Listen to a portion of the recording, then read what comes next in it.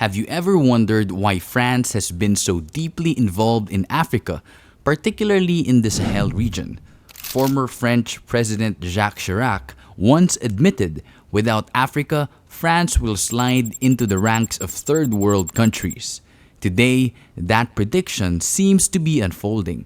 Recently, France and its corporations have suffered massive losses after being expelled from the Burkina Faso, Niger, and Mali.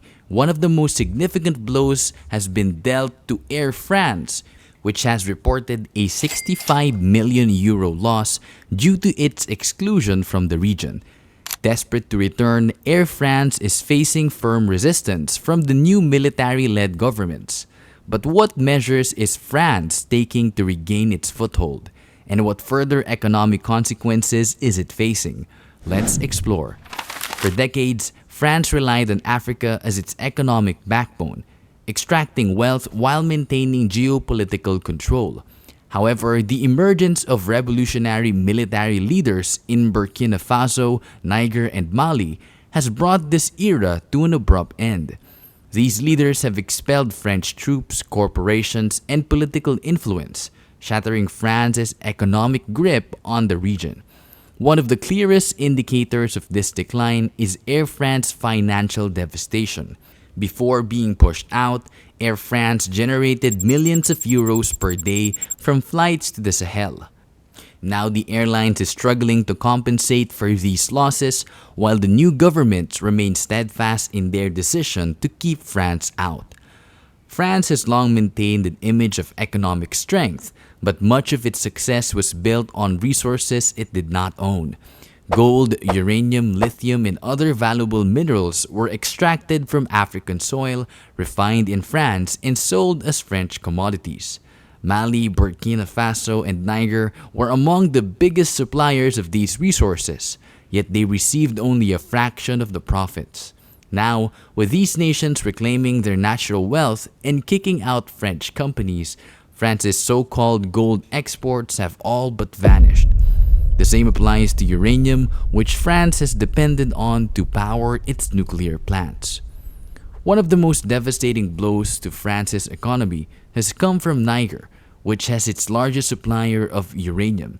Before the coup in Niger, the country provided nearly 35% of France's uranium at exploitative prices. When the new military government suspended uranium exports, France was forced to seek alternative suppliers at significantly higher cost, creating a national energy crisis. Meanwhile, Niger is renegotiating uranium deals with Russia and China, ensuring that France will never again monopolize its resources. Similar shifts are happening with gold mining in Mali and Burkina Faso, where French firms have been replaced by Chinese and Russian partners. Beyond natural resources, French infrastructure companies that once dominated West Africa are also facing expulsion. Firms like Vinci and Bolloré, which controlled highways, railways, airports, and logistics, are rapidly losing their stronghold, with contracts being redirected to Chinese, Turkish, and Russian companies. Billions in revenue that once flowed into French banks are now staying within Africa.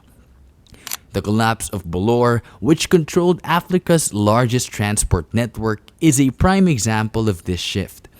With its economic dominance crumbling, France is desperately trying to regain entry into Africa using Air France as a gateway. If Air France can re-establish itself in the region, it could pave the way for other French corporations to return under the pretext of economic cooperation. However, Burkina Faso, Mali, and Niger see through this strategy. Their leaders have declared that France will no longer exploit Africa's resources under any guise. The era of French neo-colonialism is over. France's economic downfall in Africa is not just about lost revenue. It marks the collapse of an entire system built on exploitation. The Sahel nations have made it clear that they do not need France to thrive. It is France that cannot function without Africa. With growing anti-French sentiment spreading across the continent, even former allies like Senegal, Chad, and Cameroon are reconsidering their economic dependence on France.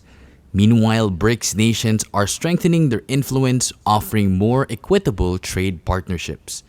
As France faces an unprecedented economic crisis, the world is witnessing the rise of a new Africa that demands fair partnerships, respect, and economic justice. The question remains, will France accept its decline, or will it attempt new ways to regain control over Africa's resources?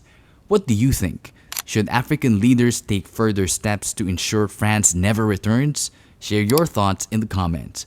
If you enjoyed this video, don't forget to like, share, and subscribe for more content on Africa's history, culture, and its path to true independence. Until next time, stay tuned.